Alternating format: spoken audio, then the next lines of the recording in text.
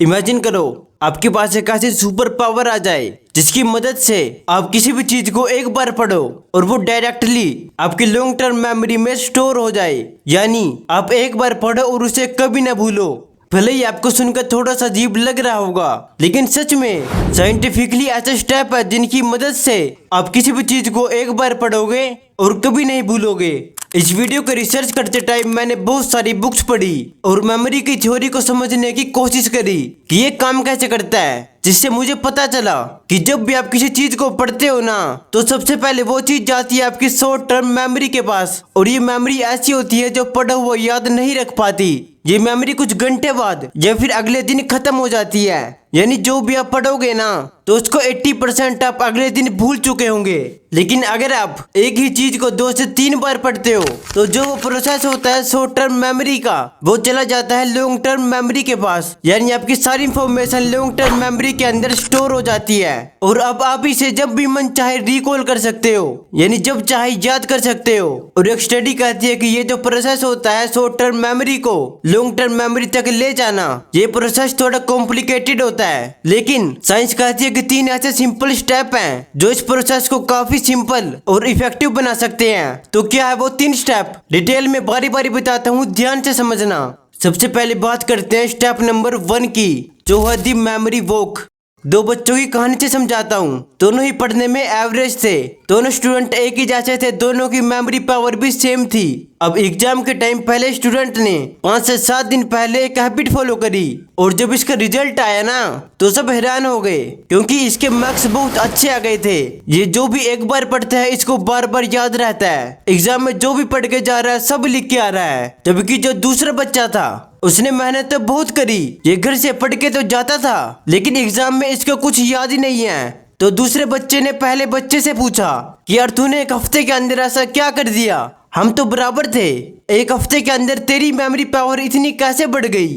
तो स्टूडेंट ने बताई एक टेक्निक जिसका नाम है दी मेमोरी वॉक। यानी इसने ये बोला कि हर रोज मैं सिर्फ अपने 10 मिनट निकालता था और उस 10 मिनट के अंदर अकेले घूमने जाता था। तो दूसरा दोस्त बोले कि इससे क्या फर्क पड़ता है, तभी उसने कहा कि फर्क पड़ता है। अब जब वो बच्चा अकेले घूमने जाता था ना, तो वो अपने पूरे दिन को विजुअलाइज करता था कि आज मेरे साथ क्या क्या हुआ, आज मैं स्कूल गया, मैंने आज ये पढ़ा, मैंने ये किया, मैंने उससे बात करी। तो वो अपने पूरे दिन को विजुअलाइज करता था अपने ब्रेन के अंदर जब वो घूमने जाता था। अब इससे होता क्या है, साइंटिफिकली इस टेक्निक से आपके ब्रेन के अंदर जो न्यूरॉन है वो आपस में लिंक करने लगते हैं। और जब वो लिंक करने लगते हैं तो जो आपकी मेमोरी है, जो आपकी थिंकिंग है, वो आपकी स्ट्रांग होने लगती है, जिसके कारण अब आप जो भी पढ़ने लगोगे उसे आप कभी नहीं भूलने वाले। और यही कॉन्सेप्ट होता है मेमोरी वॉक का। ट्राई करके जरूर देखना और बताना आपकी मेमोरी पावर कितनी इंप्रूव हुई। ये बहुत ही अच्छी एक्सरसाइज है, सारे न्यूरो साइंटिस्ट भी इस टेक्निक को रिकमेंड करते हैं। हमारा दूसरा रूल कहता है कि हम मल्टीटास्किंग नहीं कर सकते, यानी कि हम एक साथ ज्यादा काम नहीं कर सकते। दोस्तों एक बहुत बड़ा मिथ है कि लोग सोचते हैं कि वो एक साथ कई काम कर सकते हैं जिससे उनका टाइम बचता है, बट अकॉर्डिंग टू साइंस हमारा ब्रेन एक वक्त पर सिर्फ एक ही काम कर सकता है। फॉर एग्जाम्पल, अगर आप ड्राइविंग करते हुए फोन पर बात कर रहे हो तो आपको ऐसा लगेगा कि आप एक वक्त पर 2 काम कर रहे हो, लेकिन ऐसा नहीं होता। असल में होता क्या कि आपका दिमाग उन 2 कामों के बीच स्विच कर रहा होता है। और एक स्टडी के अकॉर्डिंग ये पाया गया कि जब हम फोन पर बात करते हुए या कुछ सोचते हुए ड्राइविंग करते हैं तो हमारा दिमाग 70% सामने की चीजों को कम सेंस कर पाता है, भले ही हमारी नजरें सामने ही क्यों ना हो। और यही ठीक पढ़ते टाइम भी होता है। आपने नोटिस भी किया होगा कि पढ़ते टाइम जब हम ख्यालों में खो जाते हैं या कुछ सोचने लग जाते हैं तो सामने रखी बुक ब्लर नजर आती है। अब इन दोनों एग्जाम्पल से ये चीज तो क्लियर होती है कि हमारा दिमाग मल्टीटास्किंग नहीं कर सकता, क्योंकि मल्टीटास्किंग के लिए बना ही नहीं है। तो अगर आपको पढ़ा हुआ लंबे समय तक याद रखना है तो पढ़ते टाइम आपका फोकस 100% होना चाहिए। अब बढ़ते अपने तीसरे स्टेप की तरफ, जो है दी ब्रेन फूड। क्या सच में कुछ ऐसे फूड होते हैं जिनको खाने से हम अपने ब्रेन को साफ बना सकते हैं? अच्छा, अपने बचपन में तो सुना होगा कि बादाम खाया करो, तुम्हारी याददाश्त कमजोर हो गई है। और तुम्हें भी तुम्हारे मम्मी या पापा ने तो कहा ही होगा कि बादाम खाया करो एग्जाम में जाने से पहले।